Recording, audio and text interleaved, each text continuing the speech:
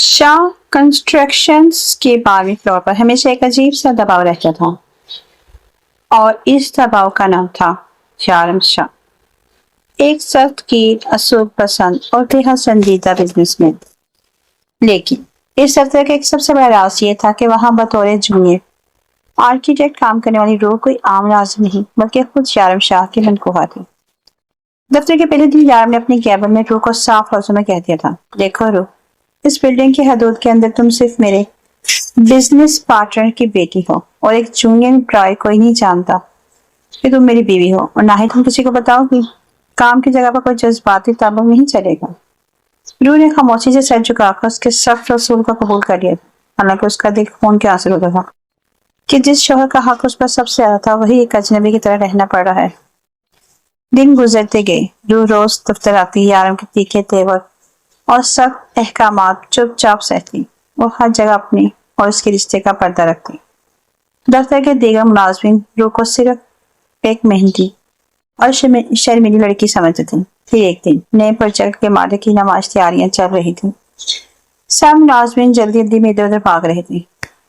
रूह शीशे का एक वजनी बारीक शौकस मारो उठाकर मेन कॉन्फ्रेंस हॉल की तरफ लेकर जा रही थी कि अचानक उसका पाँव फर्श पर फैले वायर में उलझ गया। एक जबरदस्त धमाके जैसी आवाज आई।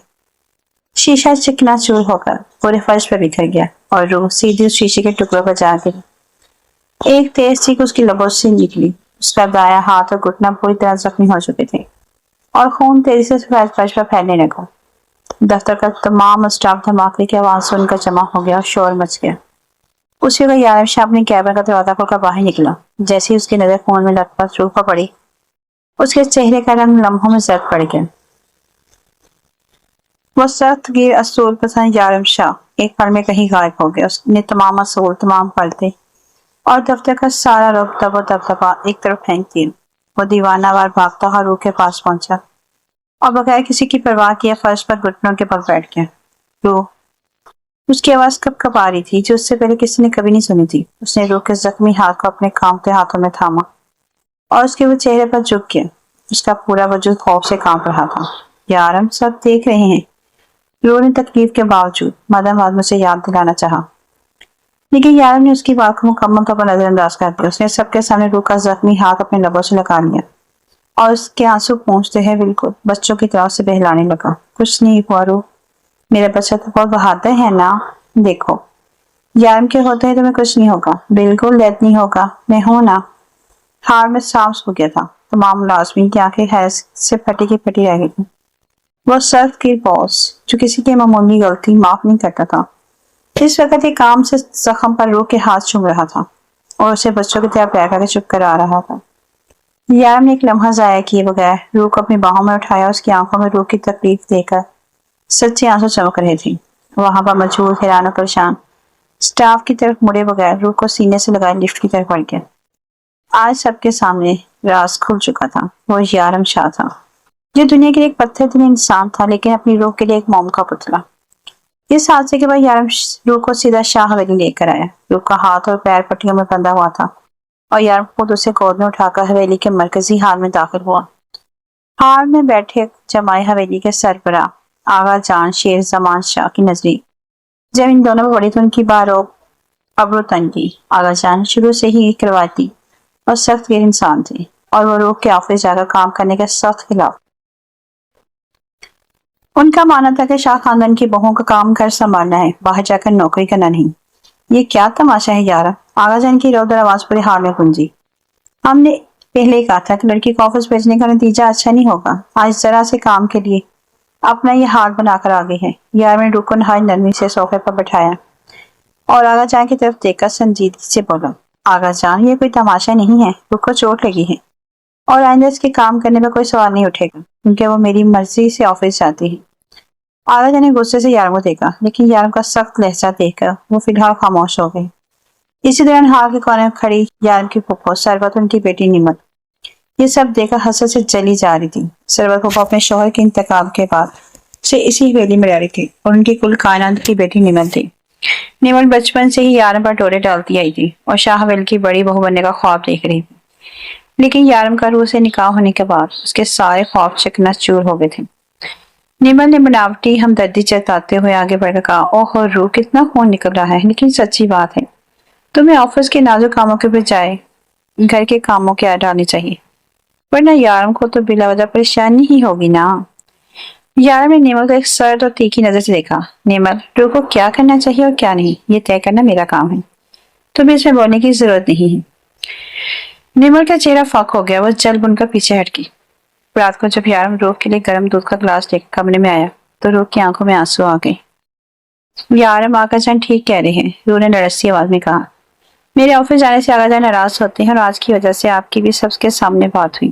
مجھے لگتا ہے مجھے اب آفس نہیں جانا چاہیے۔ یارم نے دودھ کا گلاس سائڈ ٹیبل پر رکھا اور روح کے قریب بیٹھ کر اس کے دونوں ہاتھ اپنے ہاتھوں میں لے لیے۔ روح میری طرف دیکھو۔ یارم بے حد نرمی محبت سے اس کی آنکھوں میں جھانکا۔ دنیا کیا کہتی ہے اور آقا جان کیا سوچتے ہیں مجھے اس سے کوئی فرق نہیں پڑتا، تم میری روح ہو اور تمہیں اپنی پہچان بنانے کا پورا حق ہے۔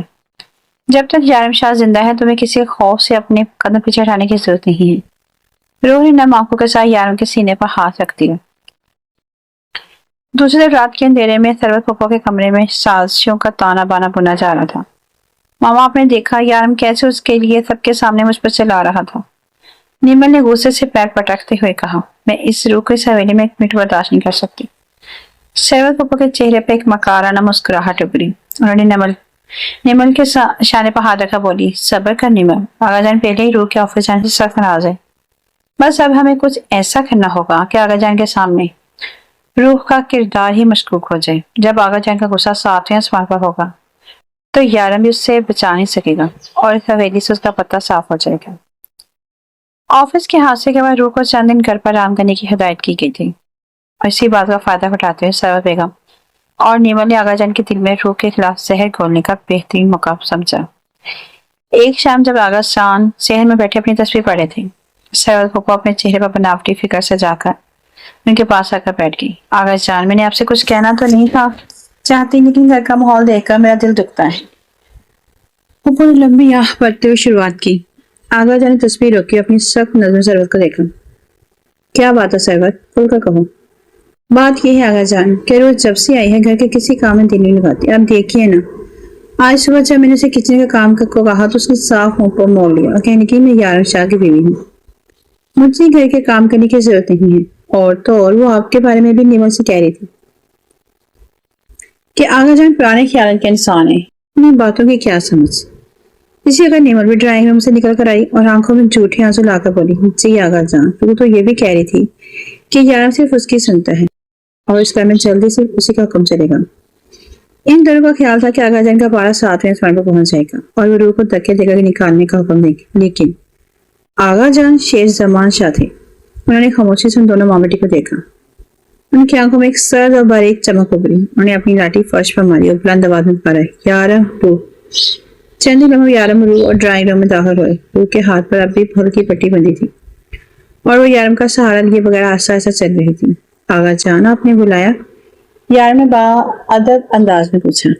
آقا جان نے ثروت نیمل کی طرف اشارہ کرتے ہوئے کہا، روح، تمہاری پھپھو نیمل کا کہنا ہے کہ تم نے ان سے کہا ہے کہ میں پرانے خیالات کا انسان ہوں اور تم اس گھر پر اپنا حکم چلانا چاہتی ہو۔ روح کا چہرہ خوف سے زرد پڑ گیا، اس کی آنکھوں میں فوراً آنسو آ گئے اور اس نے جلدی سے نفی میں سر ہلا دیا۔ نہیں آقا جان، میں تو آپ کی بے حد عزت کرتی ہوں، میں نے تو ایسا کبھی نہیں سوچا۔ یارم کی آنکھوں میں غصے کی لہر دوڑ گئی اور اس نے پھپھو کی طرف دیکھا، لیکن اس سے پہلے یارم کچھ بولتا آقا جان نے ہاتھ کے اشارے سے روک دیا۔ آقا جان اپنی کرسی سے اٹھے اور ثروت پھپھو کے سامنے جا کر کھڑے ہو گئے۔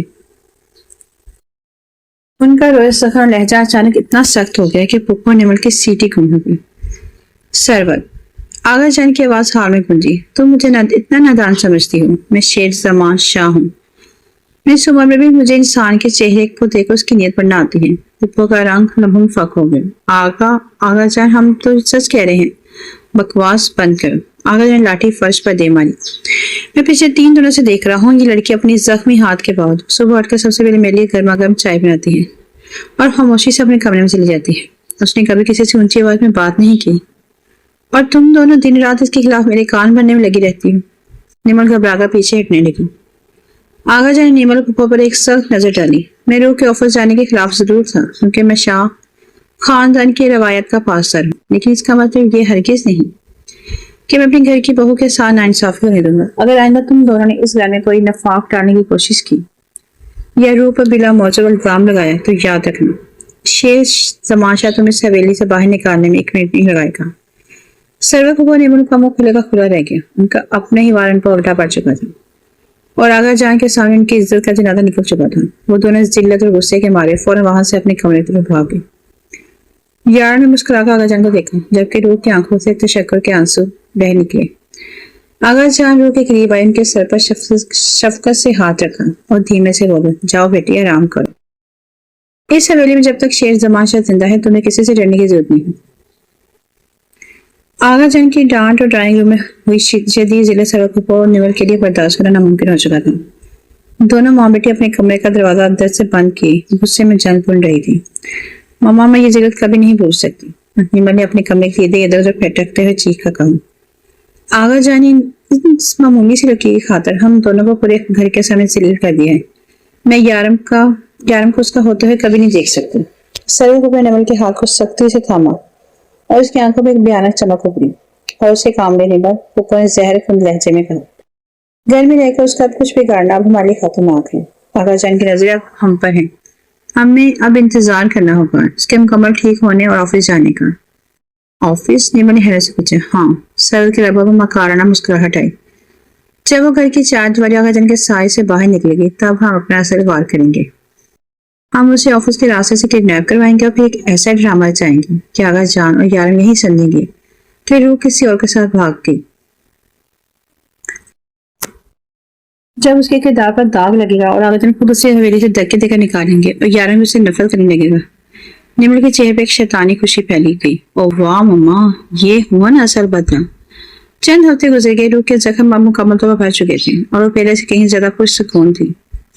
یارم کی بے پناہ محبت اور آغا جان کی شفقت نے اس کے اندر کا خوف ختم کر دیا تھا۔ ایک دن جب روح نے دوبارہ آفس جانے کی خواہش ظاہر کی تو آغا جان نے مسکرا کر اسے اجازت دے دی اور ساتھ ہی یارم کو ہدایت دی کہ وہ روح کا پورا خیال رکھے۔ آفس کا پہلا دن بہت اچھا گزرا، لیکن شام کو جب روح اپنا کام ختم کر کے آفس کی بلڈنگ سے باہر نکلی تو یارم ایک ہنگامی میٹنگ کی وجہ سے 5 منٹ لیٹ ہو گئے۔ روح گاڑی کے انتظام میں پارکنگ کے ایک طرف پڑی ہی تھی کہ اچانک ایک سیاہ رنگ کی وین اس کے بالکل قریب آ کر رکی۔ اس سے پہلے کہ روح کچھ سمجھ پاتی، وین کا دروازہ کھلا اور 2 نقابپوش گنڈوں نے تیزی سے باہر نکل کر اس کے منہ پر رومال رکھ دیا اور روح کو سنبھلنے کا موقع ہی نہ ملا اور لمحوں میں بے ہوش ہو گئی۔ گنڈیوں سے وین میں گھسیٹ کر لمحوں میں غائب ہو گئے۔ کچھ ہی دیر میں یارم نیچے پہنچا۔ جب اس نے روح کو وہاں نہ پایا تو اس نے فوراً اس کے فون پر کال کی، لیکن نمبر مسلسل بند جا رہا تھا۔ یارم کے دل میں ایک انجانا خوف جاتا۔ اس نے سیکیورٹی گارڈ سے پوچھا، کیمروں کی CCTV فوٹو چیک کرنے کی ہدایت دی۔ جب اس نے کیمرے میں روح کو زبردستی وین میں ڈالتے ہوئے دیکھا تو یارم شاہ کا پارا 7ویں سر پہنچ گیا۔ اس کی آنکھوں میں وہی پرانی خوفناک اس کے عادت جاگ اٹھی۔ دوسری طرف سرور پھپھو نے منصوبے کے مطابق حویلی میں ڈرامہ شروع کر دیا۔ وہ آغا جان کے پاس باقی ہوئی گئی اور ایک فرضی خاتون کے سامنے پھینکتے ہوئے چیخی، آغا جان تباہی ہو گئی، روح آفس سے غائب ہے اور اپنے پیچھے ایک خط چھوڑ گئی ہے کہ وہ اپنی مرضی سے کسی اور کے ساتھ جا رہے ہیں۔ میں تو پہلے ہی کہتی تھی کہ وہ شاہ خاندان کے قابل نہیں۔ آغا جان نے خط دیکھا اور اس کا چہرہ سخت ہو گیا، لیکن وہ خاموش رہی۔ اسی کا یارم شاہ حویلی کے دروازے کے دھار سے کھولتا ہوا اندر داخل ہوا۔ اس کے چہرے پر بلا کا غصہ آنکھوں میں خون اتر آیا تھا۔ اس نے پھپھو کے ہاتھ سے وہ جعلی خط چھین کر 1 سیکنڈ میں پھاڑ کر ہوا میں اڑا دیا۔ بکواس بند کیجیے پھپھو۔ یارم کی آواز شیر کی طرح پورے ہال میں گونجی۔ میری روح پر داغ لگانے کی کوشش بھی مت کرنا۔ مجھے پتا ہے کہ اسے کڈنیپ کیا گیا ہے اور جس نے بھی یہ جرات کی ہے یارم شاہ اس کی نسلیں مٹا دے گا۔ یار نے اپنی جیب سے فون نکالا اور شہر کے سب سے بڑے پولیس افسر کو کال ملائی۔ مجھے آدھے گھنٹے میں اس وین کی لوکیشن چاہیے، ورنہ میں پورے شہر کو آگ جلا کر راکھ کر دوں گا۔ ہال میں سناٹا چھا گیا۔ پھپھو اور نیمل کا خوف کے مارے برا حال تھا، کیونکہ یارم شاہ اب مکمل جلال میں آ چکا تھا۔ نیمل شاہ حویلی میں یارم کا وہ ہولناک روپ دیکھ کر پوری طرح گھبرا گئی تھی۔ اس کے وہم و گمان میں نہیں تھا کہ یارم اتنی جلدی پولیس اور سیکیورٹی کیمرے تک پہنچ جائے گا۔ ڈر کے مارے اس کا حواس باختہ ہونا طے تھا۔ اسی گھبراہٹ میں اس نے سب سے بڑی غلطی کر دی جس کی یارم کو توقع تھی۔ نیمل نے گاڑی کی چابیاں اٹھائی، گاڑی والوں سے یہ جھوٹ بول کر نکل گئی کہ وہ اپنی دوست کے گھر جا رہی ہیں اور وہ سیدھے اس ویران گودام کی طرف آ گئی جہاں روح کو قید کر رکھا تھا۔ لیکن نیمل یہ بھول چکی تھی کہ وہ یارم شاہ سے کھیل رہی ہے، ایک ایسا انسان جو بزنس کی دنیا کا شاطر ترین دماغ رکھتا تھا۔ یارم نے جیسے ہی CCTV میں کڈنیپنگ کا واقعہ دیکھا تھا، اس نے اپنے خاص اور اعتماد والے بندوں کو شاہ حویلی کے باہر لٹ کر دیا تھا اور ہر ایک پر کڑی نظر رکھنے کا حکم دیا تھا۔ نیمل کے حویلی سے نکلتے ہی یارم کے بندے خاموشی سے اس کی گاڑی کا پیچھا کرنے لگے اور اس کی ہاف موومنٹ کی لائیو لوکیشن یارم کو بیچ رہے تھے۔ گودام پہنچتے ہی نیمل کا غصہ اور خوف اپنے عروج پر تھا۔ وہ پاگلوں کی طرح چیختے اندر داخل ہوئی، تم لوگ ابھی تک ہاتھ پر ہاتھ دھرے کیوں بیٹھے ہو؟ نیمل نے گنڈے کو چیختے ہوئے کہا۔ اس کی نظریں کرسی سے بندھی ہوئی بے ہوش روح پر پڑی۔ اس کا قصہ ابھی کے ابھی تمام کرو، یارم کو شک ہو چکا ہے، اس سے پہلے وہ یہاں پہنچے سے جان سے مار دو۔ گنڈوں نے نیمل کا حکم سنتے خنجر نکال لیا اور جیسے ایک گنڈے نے روح کی طرف قدم بڑھایا، گودام کا لوہے کا بھاری دروازہ تیز تیز دھماکے کا ٹوٹ کر دور جا گیا۔ اگر ایک قدم بھی اور آگے بڑھایا تو اگلی سانس لینے کا موقع بھی نہیں ملے۔ ایک بھاری برفانی اور خونخوار آواز پورے گودام میں گونجی۔ دروازے پر یارم شاہ اپنے بہترین دوست جو کہ شہر کا SSP تھا، درجنوں مسلح بندوں کے ساتھ کھڑا تھا۔ یارم کی آنکھوں میں وہ درندگی راکھ تھی جو سامنے کھڑے کسی بھی انسان کو راکھ کر سکتی تھی۔ نیمل کے ہاتھ سے گاڑی کی چابی چھوٹ کر نیچے گری، اس کا چہرہ خوف سے کمر تک بڑھ گیا، اس کی زبان جیسے تالے سے چپک گئی تھی۔ یارم تمہیں کیا لگا؟ نیمل یارم نے آہستہ آہستہ آگے بڑھتے ہوئے کہا۔ اس کی چال میں خوفناک سکون تھا کہ تم میری حویلی میں بیٹھ کر میری روح کے خلاف سازش کرو گی اور میں تمہیں پہچان بھی نہیں پاؤں گا۔ تم اتنی بیوقوف نکلو گی کہ خود بھی اپنی لوکیشن تک لے آؤ گی۔ اس کا مجھے اندازہ نہیں تھا۔ اس سے پہلے گنڈے کچھ سمجھتے، یارم کے دوست اور پولیس فورس نے ایک سیکنڈ میں تمام گنڈوں کو دبوچ لیا، انڈر بندوقیں تان لی۔ یارم بغیر سیکنڈ ضائع کیے روح کی طرف بھاگا۔ اس نے روح کے ہاتھ پاؤں کی رسیاں کھولی، اس کے چہرے سے زلفیں ہٹائیں اور اس کا سر اپنے سینے سے لگا لیا۔ روح کا سانس بحال دیکھ کر یارم کے جسم کی سنسنی کم ہوئی۔ اس نے روح کے ماتھے اپنے لب رکھے۔ تو محفوظ اور روح یارم آگے ہے۔ پھر یارم مڑا، اس کی نظر نیمل پر جم گئی۔ اس کی نظر میں اتنا غصہ تھا کہ نیمل خوف سے الٹے قدم پیچھے ہٹنے لگی اور دیوار سے جا لگی۔ یارم مجھے معاف کر دو، ماما نے مجھے کہا تھا، میں نے کچھ نہیں کیا۔ نیمل نے لرزتے ہوئے سارا ملبہ اپنی ماں پر ڈالنا شروع کر دیا۔ یارم نے سخت لہجے میں اپنے دوست کو دیکھا۔ اسے ان گنڈوں کو لے کر جاؤ، اس کی ماں سرور کو شاہ حویلی سے گرفتار کرو۔ ان کا وہ حشر ہونا چاہیے کہ آئندہ کوئی روح کی طرف دیکھنے کی جرات بھی نہ کرے۔ جب پولیس نیمل اور اس کی ماں سرور کو شاہ حویلی کے حال میں آغا جان کے سامنے ہتھکڑیاں لگا کر لائی تو سرور نے روح ڈونے کا ڈرامہ شروع کیا۔ لیکن جب SSP نے نیمل کے اپنے منہ سے اعتراف جرم کی ریکارڈنگ اور گنڈوں کے بیانات آغا جان کے سامنے رکھے تو آغا جان نے نفرت سے اپنا رخ موڑ لیا۔ سرور آغا جان کی لاٹھی غصے سے فرش پہ لگی۔